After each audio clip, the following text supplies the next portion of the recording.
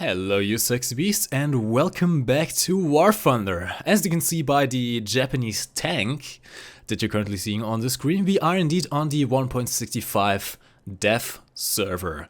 Now I am only going to go quickly over the Japanese tanks. Sadly I do not have access to the full tech tree, I do not have any of the pre-order packs, so I sadly cannot show you any gameplay on them. And that being said, I don't really want to show you test drive footage either, I think that's kind of boring.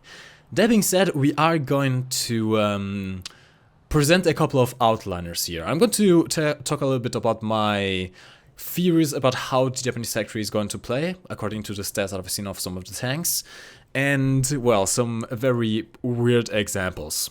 So as you can see on tier 1 we have the Hago, the Ego Ko, and the Type 94, which isn't unlocked by default, but which you can unlock. The Horo tank destroyer sadly is not researchable right now, which actually makes a lot of sense because this thing is a battle rating 1.7 with a 150mm Howitzer, which has 122mm of penetration on its AP8E shell, and it also gets an HE shell with 75mm of penetration. Which I'm pretty sure might be more than the Brumbeer even, so yeah. Also it only has a 10-second reload rate, because why the fuck not?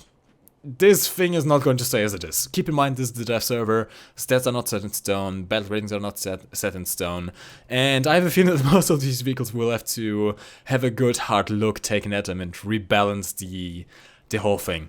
Now the overall Japanese theme seems to be low armor, not very great mobility sadly, at least for these first couple of vehicles, but surprisingly big cannons, at least in the reserve tier, with sadly a little bit low penetration. I mean, here, for example, you can see here on the Ego Ko, you have a 57mm cannon which only has 30mm of penetration. But it compensates for the lack of penetration with a massive amount of HE filler. On this thing, 100 gram. That's quite a lot. That's 75mm, maybe even some 100mm shell types of filling on a 57, which is also rather fast firing. 4.3 second reload time. Japanese team definitely seems to be flanking around, getting the size of tanks and one-shotting them. That's the Japanese theme. Now we have a couple of very, very interesting vehicles in this tech tree. As I said before, the Horo, which is a 150mm howitzer and just looks absolutely silly.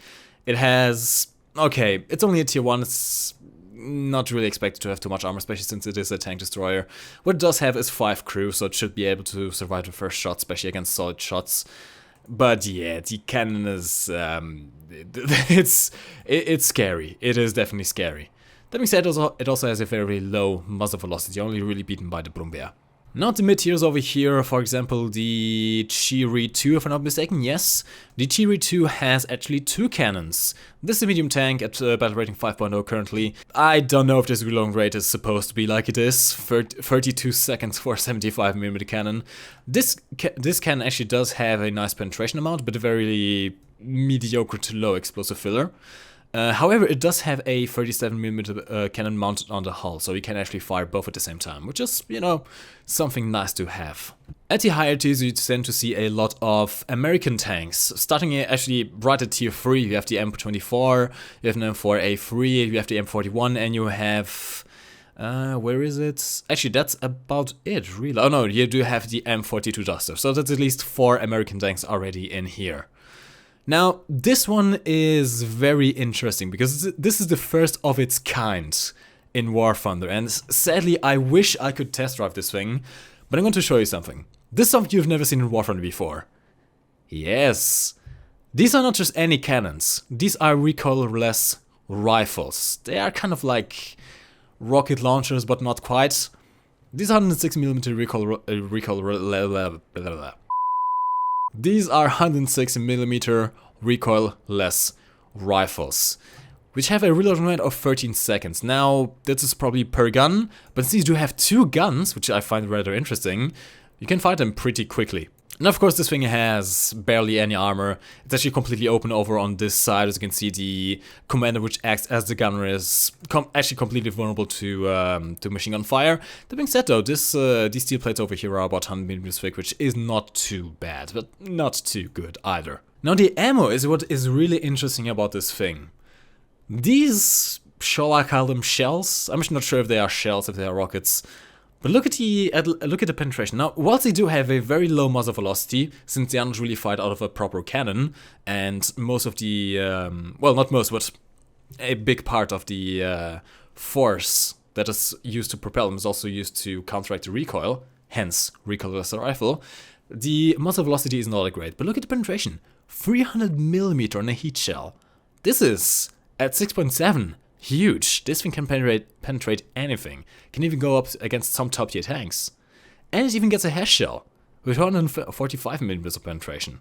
This all on a tank that has, if my theory is correct and you can fire one gun at a time, you can slash that reload rate in half effectively. On the premium side we have a Tiger E, which, it's a Tiger E. As I understand it doesn't have APCR, although let me quickly check that. Yep, it doesn't get APCR, so it's literally just a Tiger E, just without the APCR. Then you have the Chi-Ha, which is quite interesting. It has a 120mm Howitzer, which just looks absolutely silly. It really looks absolutely... Look at this. Look at this. It looks absolutely silly. Now, this thing... I wouldn't really recommend buying it unless you really want to get into the CBT, for one very simple reason. This 120mm gun, whilst it does fire pretty quickly, especially for 120mm gun, it only gets an HE shell which doesn't have much penetration at all, 30mm. Now, you could say it's a battle rating 2.0, it could face tier reserve tanks, for example, and yes, it can, but let me show you something. Now we are in arcade mode, so do not pay too much attention to the mobility of the tank. All I want to show you is this. So, that's a 226, right?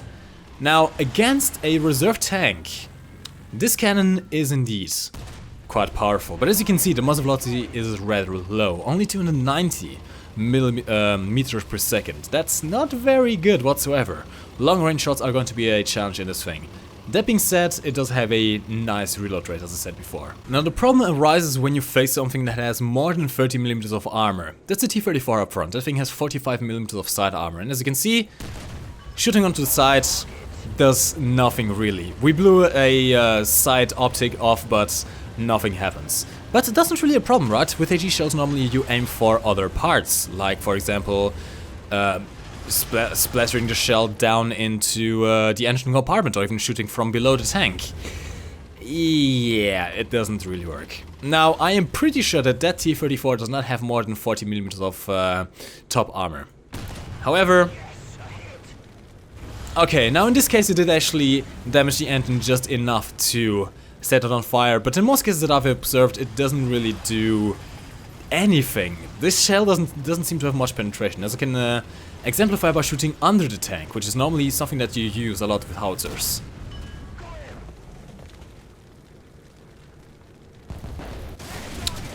Well, shit. I was wrong. I actually have to apologize for that. When I first took this thing out in the test drive, I put multiple shots under and over the tank and didn't really do anything. I don't know why it worked now. It's a dev server. Magic happens, alright? But now finally, in our look at the Japanese tanks, I want to mention the top tier tanks. We have the STB-1 and the Type 74. Now these things have pretty much the same cannons as the MBTs on the other nations, the 105mm L7 gun, although in a slight modification. Reloading rate is as to be expected, ammo types as to be expected, APDS stock, HESH and HeatFS. Nothing special, right? The gun is exactly the same as on the other tanks. However, there is something that this tank can do that other tanks cannot. Sadly, I cannot show you this on this video since I cannot test drive this tank, but it has a hydraulic suspension. All of you who've played Need for Speed Underground 2 are probably cheering up right now. Essentially what you can do is control the suspension of this thing to change the angle of the tank. For example, you can lower the front and heighten the back so you can actually get a better angle when you are cresting over a hill. If I can find the footage, I'm going to post it on screen right now, footage of this in action. If I cannot put it into a video, I'll simply leave the link to this in action in the description down below. It's actually really a quite interesting technology. But essentially what this means is that even though the tank doesn't have a great gun depression of only -5 degrees, since it can use its hydraulics to change the angle of the tank, it will actually be quite a nice hill crester.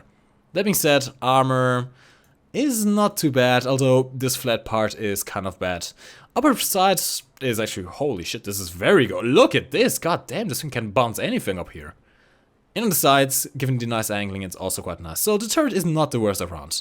It's actually quite nice. Hull, not so much. And of course it suffers from the ammo. Oh, something I forgot to mention, by the way. Something that I did forget to mention on the recoilless rifle tank. This thing only carries 10 ammo. This is essentially like the Panzerwaffe 42. It has the potential to be quite nasty, especially in RB, where you can hide this thing quite effectively. And let's be honest here, this thing is actually quite a low-profile tank. Especially when you put some bushes on here, it's barely going to be able to be seen. But it only gets 10 shots. This thing is not going to be the most endurable of tanks. Now, of course, we cannot jump or finish the very honorable tech tree without talking about some of the new aircraft we're also going to get to see, at least in the Japanese tech tree. First thing that obviously jumps to mind is the N1K1 hydroplane version. This has the potential to be one of the highest tiered hydroplanes in the game. Look at this, it's weird, it's just weird. Now the N1K1 is obviously infamous for its performance. It's quite the low tier club, or at least under tiered in the minds of most players. But with floats, it's not going to be all that great, especially since it also only gets to, well, it does get to 20mm can, so it's not all that bad. But float planes? Look at top speed. This is... It might be interesting to see for upcoming naval battles, together with some Japanese ships, but I cannot see this thing being too effective in pure air-to-air combat. Next up, we actually have a premium that you can buy with GE. For 1000 golden eagles, you can get yourself the Key 100 2. Now, we already have a Key 100 in the game, which is in the regular tech tree, and that is already quite an infamous little beast. The Key 100 2 apparently gets an engine that's even better at higher altitudes, so all the American players around 2.7 to 4.7 battle ratings, watch out, because this thing is going to come for you. Now, do keep in mind, since it does have a radial engine, its top speed isn't all that great. But given that it's a quite cheap premium, we are probably going to see a lot of these in RB. And finally, in something that's actually not quite new, we simply have a replacement for the old BF-109E3 that we had in the factory for a BF-109E7. If you don't like Japanese aircraft and you just want to get yourself a German aircraft whilst you're grinding for Japanese, yes, we can get it. Again, it's just about the same price as the Key 102. Although I have the slight feeling that the Key 102 is going to be superior to this aircraft in most regards. And that's it for this overview. Sorry for not showing too much gameplay, or, well, really any gameplay at all. As I said, I don't have access to the tanks, and I don't want to drag this out too much when it comes to the aircraft. There isn't many aircraft to be shown. It's only the float plane N1K1 and the Key 102, really. I am going to be featuring gameplay of those when the patch goes live, so do leave a comment down below to see what you want to see first. And when it comes to tanks, hopefully I can get myself access to the beta test for tanks, so that I can actually show you some of the interesting tanks next time. But yeah guys, tell me in the comment section down below what you think of the Japanese tanks, of the overall theme, of the very weird Type 60 SPRG, and what you think of some of the new aircrafts. I can see a lot of people not being too happy with the Key 102 especially. But hey, we'll see. Anyways guys, stay tuned, more Death Service review coming up, and I'll see you in the next video. Thanks for watching. You can lift your head up to the sky, take a deeper breath and give it time. You can walk the path among the lines with your shattered frame of mind. Or instead you could always stay. We can wait right here and play until somehow you can find